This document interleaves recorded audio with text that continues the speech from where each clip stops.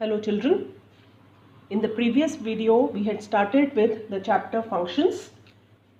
We all know that a user defined function has three things. First is the function prototype.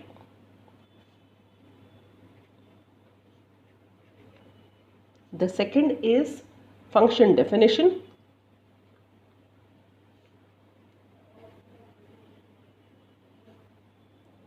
And the third is function call. The prototype is the first line of a function which has the access specifier, the modifier, the function return type, the function name and the list of parameters.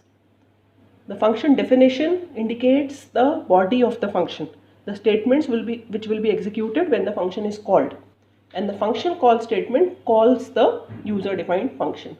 Now a function can have a return type function.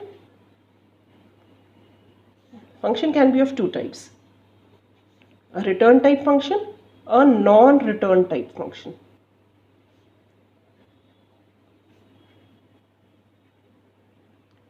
First we'll study about non-return type. Suppose I have created a function factorial. I have not taken any parameters here and I have written void here. Some statements are written in the body of the function. This is a non-return type function. This is the function name. And void indicates that it is not returning anything. And since the parameter list is empty, it is not having any parameters also. This is one type in which we can make a function. Another type is we can make a function like this: int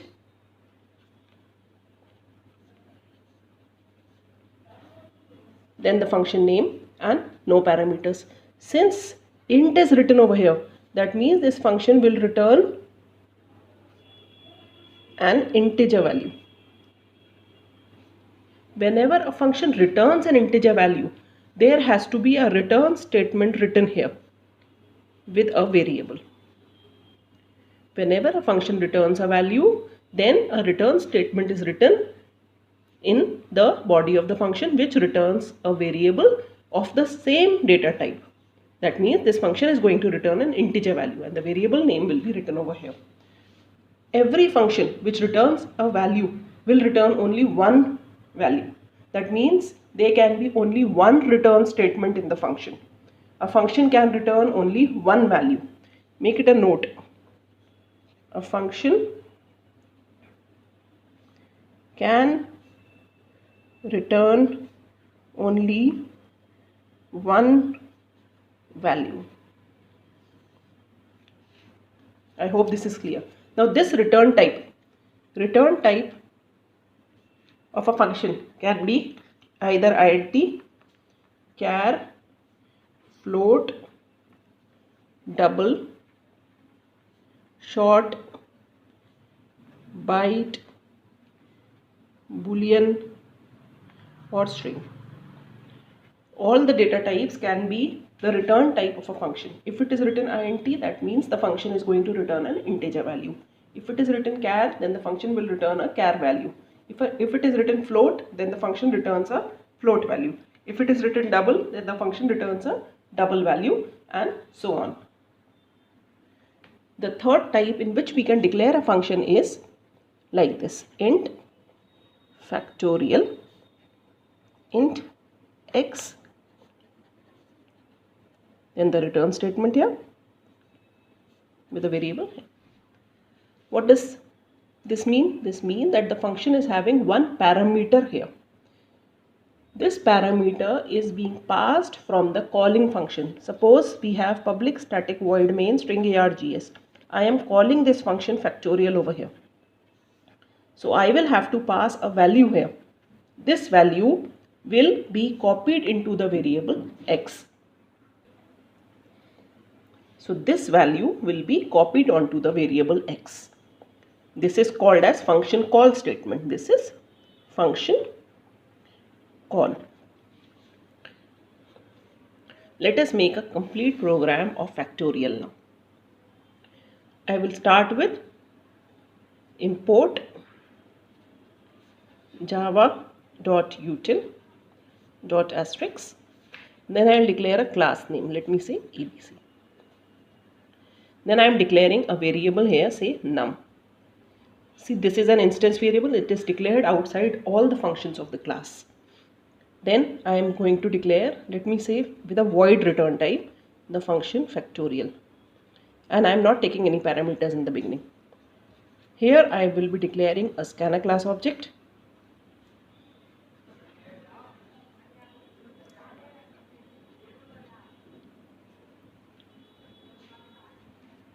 Now I will be entering the value in the variable num. So I will write system.out.println, enter a number. Then I will write num equals to sc.nextInt. NextInt is the function of the scanner class. Num is the variable in which the value will be entered. See this variable, this is an instance variable, this is an instance function. How do we recognize? There is no keyword static in front of them. So we can directly access the instance variable inside the instance function. I have entered here. Now I am taking a few integer type variables I, f. Now I will start the for loop. F will be initialized with 1. For I equals to 1, I is less than equal to num. I am finding the factorial I plus plus. F equals to f into I. End the for loop. Then SOPLN factorial of num equal to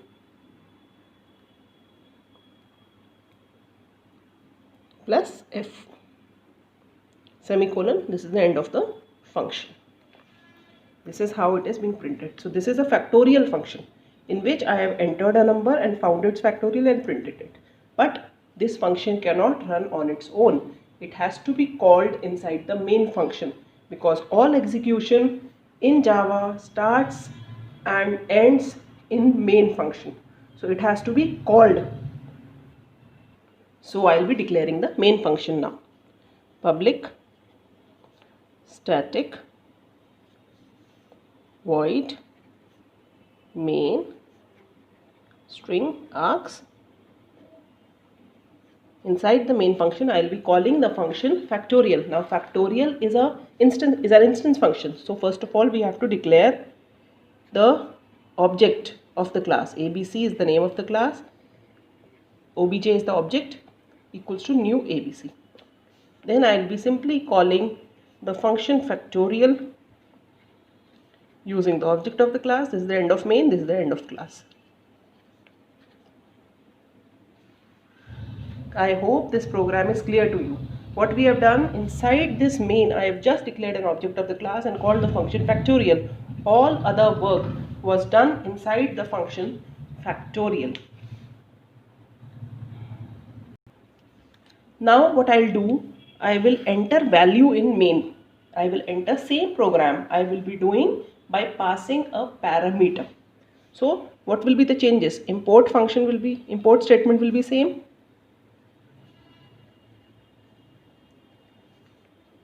Class name is same. Num function is same. We can also declare this num function inside main or inside the function factorial. If it is declared inside main, it will be local to main. If it is declared inside the function factorial, then it is local to the factorial function. Now I am writing here int factorial int x. See, I am passing a parameter and it is returning a value. So here I am doing int I comma f equals to 1. Then I am writing for I equal to 1, I is less than equal to x. This x is the number which is being passed as parameter. So I have to find the factorial of x. F equals to f into I. The factorial after this loop will be stored in the variable f. So I am returning f from here. F is an integer value, so integer is the return type. And this is the end of the function. end of factorial function. Now I'll write main. Public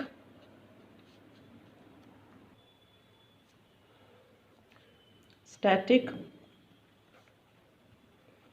void main string args. Here I have to enter the value. So I'll declare an object of scanner class. New scanner system.in. I am entering the values using the scanner class. You can do so using the input stream reader and buffer reader also. There is no problem. Then what? Enter the number, SOPLN. I am writing SOPLN. Enter a number. Then I have to enter the number. Num equals to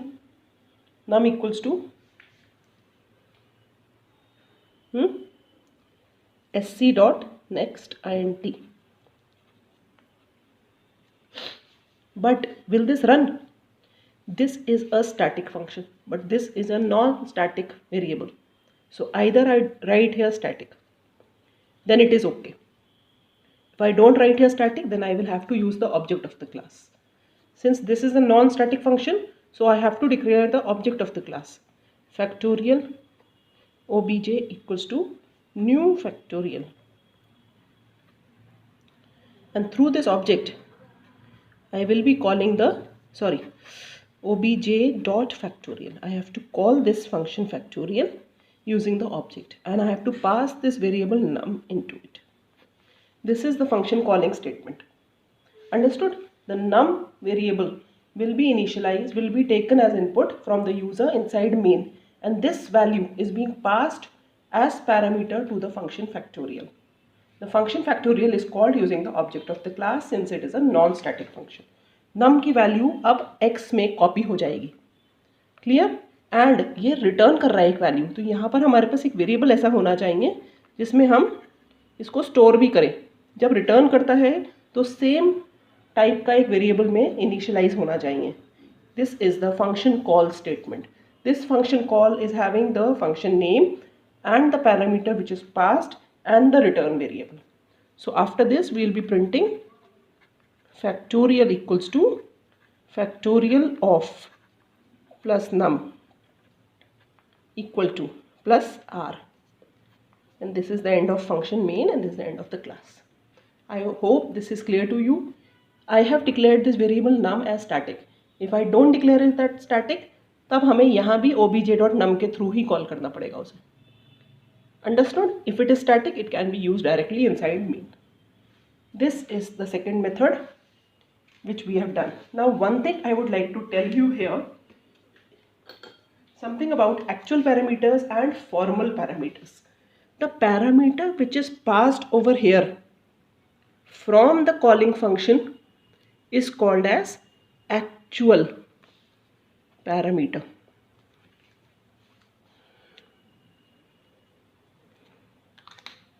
This is called as actual parameter.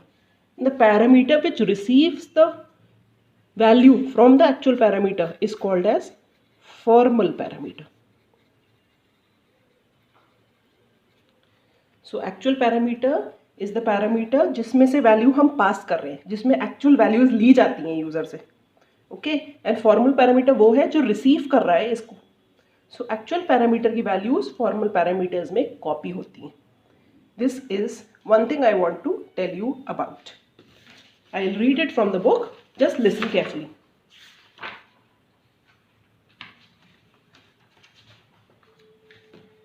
Those parameters which appear in the function call statement are known as actual parameters or actual arguments, whereas those parameters which appear in the function definition statement are known as formal arguments or formal parameters.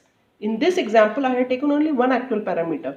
There, I will discuss some more examples in which more than one parameters are there and more than one parameters are there. But the actual parameters and the formal parameters should be, the number of actual and formal parameters should be the same. Also, their data type should be the same. अगर यहाँ पर एक integer लेते हैं और यहाँ पर एक float लेते हैं, तो this will not match. isn't it? It will give an error. I hope you have understood this program. Thank you, students. In the next video, I will be discussing some more programs with you.